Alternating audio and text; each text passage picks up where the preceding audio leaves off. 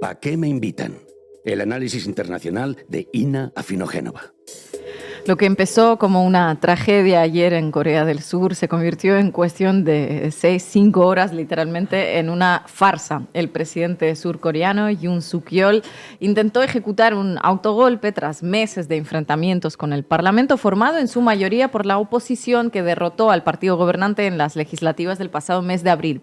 A su repentina declaración de la ley marcial, que implicaba la suspensión del Parlamento, de las actividades de todos los partidos políticos y de los derechos civiles más básicos, le siguió una inmediata militarización de las calles. Horas de caos, con tanques deambulando por la ciudad y estupor internacional, terminaron como corresponde a una farsa, en nada, recogiendo cable y, afortunadamente, sin víctimas. Para entender un poquito este esperpento, nos tenemos que hacer una idea del panorama político surcoreano de las últimas décadas. Desde hace más de 30 años, ese panorama viene determinado por la rivalidad entre dos bloques, ¿verdad, Ina? Dos bloques, y ambos de derechas, ambos subordinados a Estados Unidos desde su fundación, ambos anticomunistas, como Washington manda.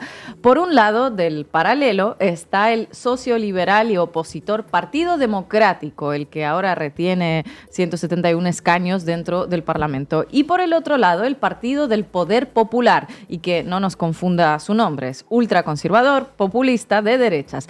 De este partido sale precisamente el presidente autogolpista fracasado Yoon Suk-yeol, al que algunos analistas comparan con Trump o Bolsonaro por su tufillo extrema derecha. Su ascenso al poder se consumó de acuerdo al guión típico para esta camada de personajes: ajeno a la política tradicional, outsider carismático, sin pelos en la lengua, provocador. Comenzó como fiscal general del país, ganó apoyos populares tras perseguir por corrupción a funcionarios públicos importantes y con este bagaje presentó su candidatura primero como independiente y luego como miembro del Partido del Poder Popular. Una de sus iniciativas fue, por ejemplo, plantear que Estados Unidos desplegara armas nucleares tácticas en el país para contrarrestar la amenaza de Corea del Norte. El año pasado propuso extender el límite legal de la jornada laboral de 52 horas semanales, ojito a los horarios de los trabajadores surcoreanos, parecen estar en un auténtico oasis, ¿verdad?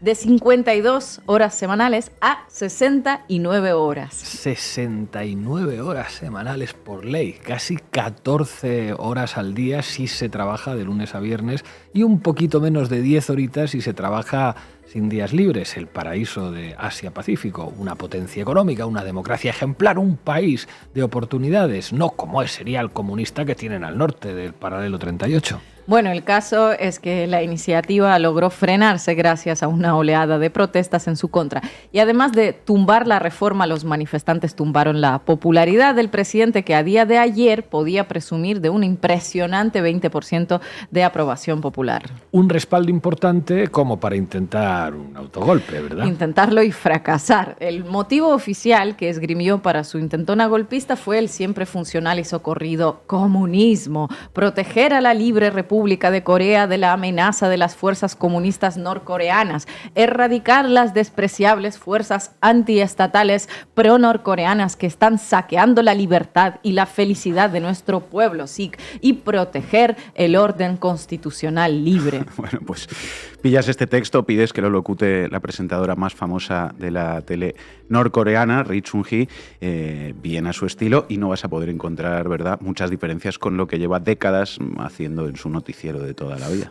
El caso es que ni la muy anticomunista Corea del Sur se creyó el coco de la amenaza comunista. Las razones de la intentona golpista parecen mucho más mundanas. El Partido Democrático lleva meses de bloqueo parlamentario, no aprueba los presupuestos, además de haber iniciado investigaciones por presunta corrupción en contra del presidente y su entorno más cercano. El edificio parlamentario fue rodeado enseguida por militares que irrumpieron en el palacio, pero eso sí, sin impedir que la Asamblea Nacional votase a favor del levantamiento de la ley marcial con 190 votos. El presidente anunció inicialmente que cancelaría esa decisión del Parlamento. Pero al no tener apoyo de nadie, pues no podía mantener la ley marcial ni en la cocina de su casa.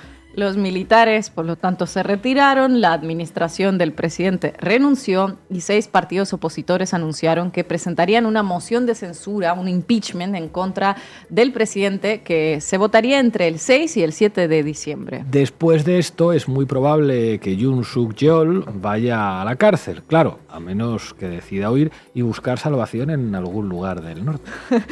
Por cierto, parece que este movimiento del presidente surcoreano pilló a los del norte por sorpresa. En todo caso, el líder de Corea del Norte, Kim Jong-un, llamó al presidente surcoreano a que no persiga a la oposición y no viole los principios democráticos. Impresionante. Éramos pocos y parió la abuela. No persigas a la oposición, aprende de nosotros. Si no hay oposición, no hay nadie a quien perseguir. Y si no hay democracia, pues no hay principios que violar y listo. Bueno, al menos reaccionó antes que la administración estadounidense, que tardó, como dijimos, 5 horas en comentar lo que estaba pasando en uno de sus principales protectorados. Biden se encontraba de visita en Angola y se limitó a un escueto: recién me están informando de lo que pasa en Corea del Sur. Vaya, recién me están informando de lo que pasa en Corea del Sur. Como apuntábamos en el editorial, tardaron lo que tardaron porque en el fondo sus intereses en Asia-Pacífico estarían resguardados tanto si el golpe prosperaba como si no prosperaba. Recién me están informando que la estabilidad en la subordinación no quedaría alterada, así que qué verdad. Sea quien sea el gobernante de ese país del que usted me habla, estará así como el autogolpista en esta foto, agachando la cabeza frente a un militar estadounidense. Ya encontraremos cómo justificar al viejo régimen si triunfa en su intentona golpista o cómo condenarlo si fracasa. ¿Por qué tanta seguridad de Biden, ¿no?, de Estados Unidos? Bueno, porque Corea del Sur es una suerte de portaaviones de Estados Unidos en Asia-Pacífico, al igual que Israel en Oriente Próximo. Aliado inquebrantable de Washington, aloja más de 70 bases militares de Estados Unidos en su territorio y decenas de miles de soldados, marineros, aviadores e infantes de marina inscritos dentro del Comando Indo-Pacífico de Estados Unidos. En 2018, Estados Unidos inauguró Camp Humphreys, su mayor base militar en suelo extranjero, a menos de 100 kilómetros de Corea del Norte. Más de 14 kilómetros cuadrados de terreno, el aeródromo con mayor actividad del ejército estadounidense en el Pacífico y un importante despliegue de misiles Patriot. Todo para disuadir, porque ya sabéis que Corea del Norte es un constante peligro, una amenaza a la paz y la estabilidad mundial. Por todo ello, Corea del Sur es y siempre ha sido una democracia ejemplar, a pesar de que la etiqueta de democracia a lo largo de muchos años ha servido de tapadera para autócratas de la peor calaña, corruptos y toda suerte de nuestros hijos de puta que gozaron de protección e inyecciones económicas descomunales a cambio de garantizar las operaciones militares de los Estados Unidos al lado de China y de Corea del Norte y lograr así que el comunismo no se extienda más. Democracia ejemplar, efectivamente. De hecho, un apunte. Antes de Yoon Suk-yeol hubo 12 presidentes en el país. 3 de ellos fueron destituidos, 1 asesinado en el ejercicio de su cargo, 5 fueron juzgados por corrupción, 1 se suicidó en plena investigación, como para que nos hagamos una ligera idea de la cultura política surcoreana. Los que en realidad determinan la vida política de ese país son las denominadas chaebols, las megacorporaciones como Samsung, Hyundai, SK, LG y Lotte. Entre las 5, estas empresas concentran en sus manos el 51% del PIB del país, pero el milagro económico que crearon es selectivo. Los niveles de desigualdad en el país son flagrantes. La OCDE señala a Corea del Sur como uno de sus miembros con mayor desigualdad de ingresos, donde los más ricos ganan 4 o 5 veces más que los más pobres. Y la crisis demográfica ahora mismo es enorme. Y todo ello es consecuencia de la crisis del modelo liberal occidental que van implantando a golpes y bombazos por el mundo. Pero mejor centrémonos en lo importante, y es que la amenaza siempre, siempre, siempre es de Corea del Norte. Gracias, Ina. Hoy nos acompaña Eduardo García Granado de Descifrando la Guerra y del comité editorial de Canal Red. Muchísimas gracias por atendernos una vez más, compañero. ¿Qué tal? ¿Cómo estáis? Buenas tardes. Edu, ¿qué tal? Muchas gracias por estar aquí. A lo largo de muchos años de Corea del Sur no se hablaba en otros términos que un oasis, un modelo a seguir, sobre todo al lado de Corea del Norte, ¿no? El milagro económico. ¿Cuáles son las claves que deberíamos saber del modelo económico coreano y cuál es el, digamos, otro lado de la moneda?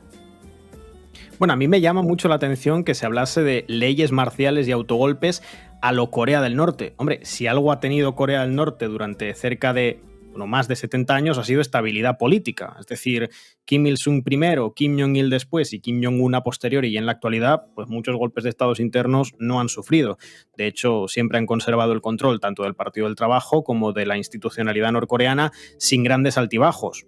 El gobierno de Kim Jong-un ha sido bastante tranquilo para los intereses de la familia Kim y de la élite que gobierna Corea del Norte, fundamentalmente una élite militar. Pero sí, en el caso de Corea del Sur, hemos escuchado antes a la presidenta de la Comunidad de Madrid hablar del modelo laboral surcoreano. Bueno, Yoon Suk-yeol, que gana las elecciones en 2022, había planteado en campaña electoral una jornada laboral de 120 horas semanales. Es decir, plantean una total erradicación de los derechos laborales. De hecho, los regímenes militares, a través de la Ley de Seguridad Nacional, una ley anticomunista que, por cierto, sigue vigente en el país, se habían encargado de erradicar, cometer un genocidio ideológico realmente, a los comunistas, a la izquierda y al sindicalismo de clase en el país. No hay verdaderamente, más allá de la Confederación Sindical, que tiene una cierta limitación y no es exactamente un sindicato de clase, no hay un verdadero garante de los derechos de los trabajadores, que a veces hacen durante días y días y días jornadas de trabajo intensivas. Y esto no es un elemento cultural, como suelen decir. Esto es una correlación de fuerzas de clase,